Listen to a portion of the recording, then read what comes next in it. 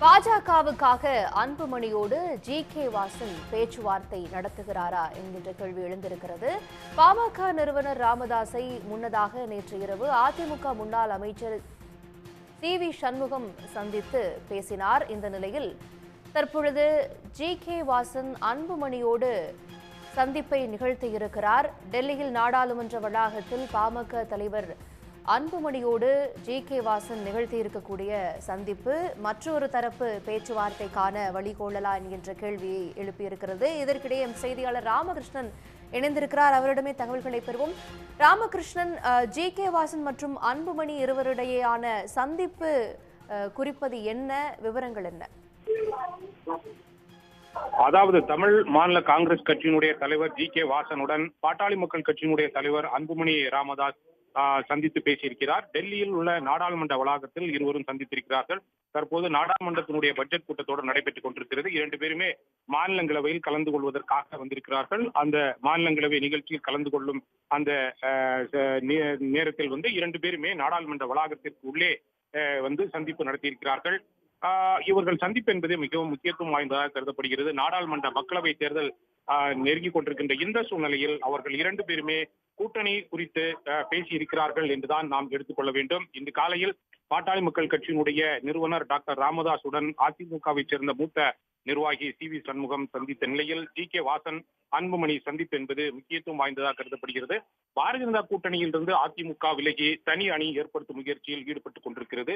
பாரதிய ஜனதா கட்சி தனி அணி அமைத்து களம் இறங்க முடிவு செய்து பல்வேறு கட்சிகளுடன் கூட்டணி குறித்து பேசி வருகிறது. அந்த வகையில் அதிமுகவும் பாரதிய ஜனதா தலைமையும் பாட்டாளி மக்கள் கட்சி, தமிழ் மாநில காங்கிரஸ் கட்சி, தேமுதிக, புதிய தமிழகம் கட்சி, ஏசி சண்முகத்தினுடைய கட்சியான புதிய நீதி கட்சி, இந்திய ஜனநாயக கட்சி ஆகிய கட்சிகளை தங்கள் பக்கம் இழுக்கும் முயற்சியில் ஈடுபட்டு வருகின்றன. அந்த வகையில் தான் இன்று அதிமுகவை சேர்ந்த சி.வி. சண்முகம் பாட்டாளி மக்கள் கட்சியினுடைய நிறுவனர் டாக்டர் ராமதாஸை சந்தித்து தங்களது தலைமையிலான கூட்டணிக்கு வருமாறு அழைப்பு விடுத்திருக்கிறார்.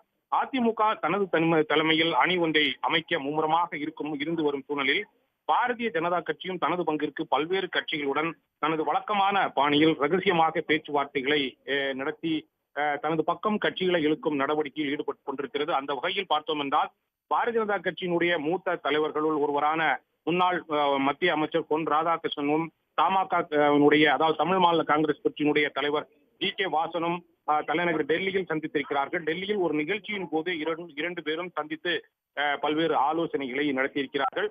பாரதிய ஜனதா கட்சியை பொறுத்தவரையில் அதிமுகவுடன் மீண்டும் கூட்டணியில் சேராத பட்சத்தில் பாட்டாளி மக்கள் கட்சி, தேமுதிக, தமிழ் மாநில காங்கிரஸ், புதிய தமிழகம், புதிய நீதி கட்சி, இந்திய ஜனநாயக கட்சி உள்ளிட்ட கட்சிகளையும் சேர்த்து தனி அணியாக தமிழக தேர்தல் களத்தில் இறங்க முடிவு செய்திருக்கிறது. இவர்களுடன் ஓபிஎஸ், டிடிவி தினகரன் மற்றும் சசிகலாவையும் தங்கள் பக்கம் இழுக்கும் முயற்சியில் செய்து வருகிறது பாரதிய ஜனதா கட்சியினுடைய தலைமை என்பது குறிப்பிடத்தக்க ஒரு விஷயமாக இருக்கிறது.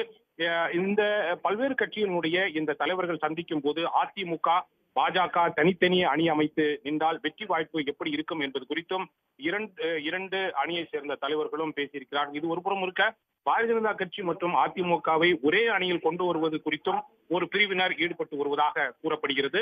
பாரதிய ஜனதா கட்சியும் தமிழ்நாட்டில் கணிசமான வாக்கு சதவீதத்தை கொண்டுள்ள அதிமுகவுடன் செல்ல வேண்டுமா அல்லது தமிழ்நாட்டில் கணிசமான வாக்கு சதவீதம் இல்லாத பாரதிய ஜனதா தலைமையிலான கூட்டணியில் சேர வேண்டுமா, எந்த அணியில் சேருவது என்ற முயற்சி எடுக்க முடியாமல் குழப்பத்தில் இருக்கிறார்கள் தமிழ்நாட்டைச் சேர்ந்த தேமுதிக, தமாக, புதிய தமிழகம், புதிய நீதி கட்சி, இந்திய ஜனநாயக கட்சி உள்ளிட்ட பல்வேறு கட்சிகள்.